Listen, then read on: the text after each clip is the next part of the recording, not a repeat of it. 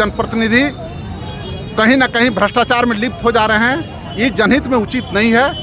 अगर इस तरह का काम करते हैं, इंदिरा आवास में घूस लेते हैं, पेंशन में घूस लेते हैं, वह जनप्रतिनिधि के लायक नहीं है। वैसे जनप्रतिनिधि को निश्चित तौर पर जनता को औंधे मुँह गिराना चाहिए और उसको चुनाव जीतने का मौका नहीं देना चाहिए। एक पूर्व मुखिया रीता देवी जी आई है नॉमिनेशन करके, और ये अपनी पंचायत को 5 साल विकास कर चुकी है। की रकम विकास करे चाहे भागो देखिए विकास जितना अपन निजे कर ई हौसला एगो शक्ति जेरकम हमरा जनता है आगू बाटे बढ़ाए कर इनका राखल जे हमें आगू बाटे इनका रखबो है से रकम हमरा हमेशा विकास करब। जेरकम हमरा आज तक आवास अगर होई तो 600 करीब हमरा आवास एक पहले बना लिए।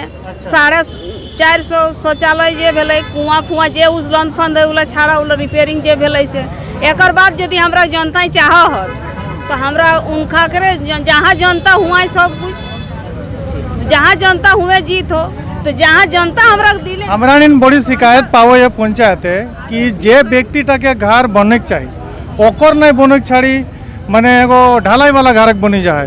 हम प्राय तोरा पंचायत एरकम कोनो दिक्कत है पंचायत उठा जांच होवे के चाहिए। यदि हमार उरकम गलती भेली तो सुधार होई ना। हमरा तो जानी के करल नहीं खे केकरो जे हमरा नहीं जानी के माने उरकम काम नहीं करले जोकर छात घर है ओकरे घुरी के छात देलिए। जोकर जे व्यक्ति तक नहीं खे वो व्यक्ति तक ही देलिए। जनता से धन्यवाद करते हैं, जनता को आभार प्रकट करते हैं। हमेशा ऐसे ही हम लोग को कृपा करते रहे। अगर उन लोग का आशीर्वाद रहेगा तो हम लोग आगे कुछ करेंगे। रीता देवी जिंदाबाद, जिंदाबाद, जिंदाबाद। रीता देवी जिंदाबाद, जिंदाबाद, जिंदाबाद।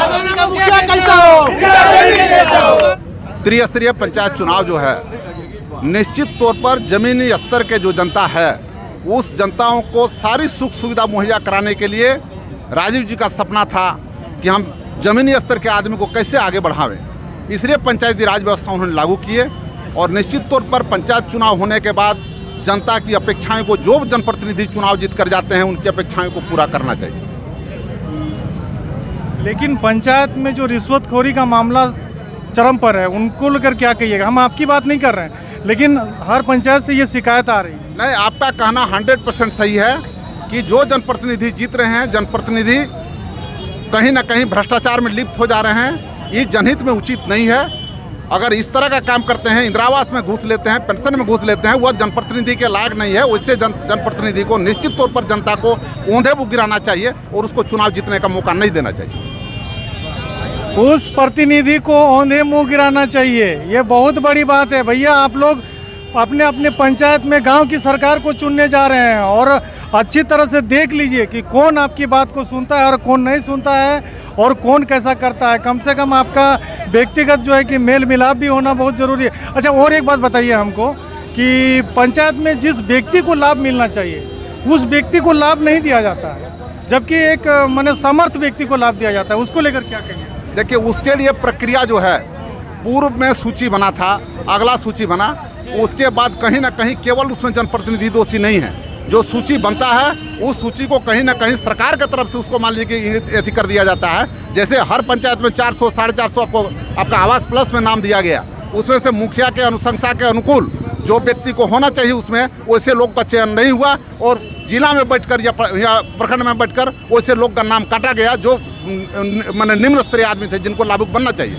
और ऐसा भी है, अगर कोई पंचायत में अगर हुआ है ये हम नहीं बता सकते हैं, लेकिन जिस पंचायत का प्रतिनिधित्व हमारे मुखिया जी कर रही है उस पंचायत में इस तरह का कहीं नहीं हुआ। उसका जांच का विषय अपने स्वयं एसडीओ साहब 3-3 4-4 बार अपने जांच करने गए हैं और उसमें जांच में सब जगह सही पाया गया है। हेमंत सोरेन को क्या कहना चाहिएगा? 2 साल जो है उन्होंने डिले कर दिया पंचायत चुनाव को कोरोना का हवाला देते हुए। बहुत सारे लोग कह रहे हैं कि हर जगह चुनाव हुआ, यहाँ क्यों नहीं हुआ? नहीं, उसमें देखिए हेमंत सोरेन जी दोषी नहीं हैं। निश्चित तौर पर सरकार की मंशा थी कि हम समय पर चुनाव करावें, लेकिन एक आपदा आने के बाद उस आपदा के चलते सरकार के पास चुनाव कराने में उस समय मान लीजिए आपदा के चलते चुनाव नहीं करा पाई, लेकिन सरकार की मंशा है कि हम चुनाव समय पर करावें। और अभी भी मान लीजिए देख लीजिए चुनाव होता है तो कुछ लोग कोर्ट चले जाते हैं कि सरकार को किसी हालत में चुनाव नहीं कराने देना है। कुछ लोग चाहते हैं कि हर हाल में केवल इसी को मुद्दा बनाकर हम राजनीति करते रहें, लेकिन हेमंत जी के चलते आज पंचायत चुनाव हो रहा है। इस सरकार के चलते पंचायत चुनाव हो रहा है और हमको आशा है कि पंचायत चुनाव होने के बाद पंचायत क्षेत्र में पूर्ण रूपेण विकास होगा। पिछले कई सालों से आप जन कल्याण का काम किए हैं। वर्तमान में जो मुखिया खड़े हो रहे हैं हर एक पंचायत में, उन लोगों को क्या संदेश दीजिएगा? देखिए, मुखिया लोग के पास जहाँ तक बिजली की समस्या की बात है, वह मुखिया लोग के पास ऐसा कोई पावर नहीं है जो मुखिया लोग बिजली की समस्या को समाधान कर सके। उसके लिए सरकार बैठी है, विधायक हैं, सांसद हैं, जिनके मुंह पर ताला लगा हुआ है। आज झारखंड 2000 में अलग हुआ और जिस सरकार ने 17 साल शासन की, वो 17 साल शासन करने के बावजूद भी बिजली की व्यवस्था को ठीक नहीं कर पाई और आज नंगा नाच नाचते हैं, आंदोलन करते हैं कि हम बिजली व्यवस्था को सुधार करेंगे। हम दृढ़ संकल्पित होते हैं, हम आंदोलन करते हैं कि आपका झारखंड मुक्ति मोर्चा की सरकार, हेमंत जी की सरकार बिजली व्यवस्था सुधार नहीं कर रहे थे। भैया, आप 17 साल तक क्या कर रहे थे? आप 17 साल तक जब मान लीजिए यहाँ कर रहे थे कि हाथी उड़ाओ, झारखंड को लूटो और जाके सेंट्रल में बांटो, उस समय कहाँ थे? आज तो यहाँ की झारखंड की धरती पुत्र की सरकार है, निश्चित तौर पर यहाँ की जनताओं के साथ बिजली व्यवस्था का सुधार करने के काम ये सरकार करेगी। रोजगार को लेकर कुछ रोजगार दे रही है। जिस तरह का रोजगार की बात हो रही है, रोजगार देने की बात जो सरकार की है, उस पर अमली जामा पहनाने के लिए सरकार लगी हुई है।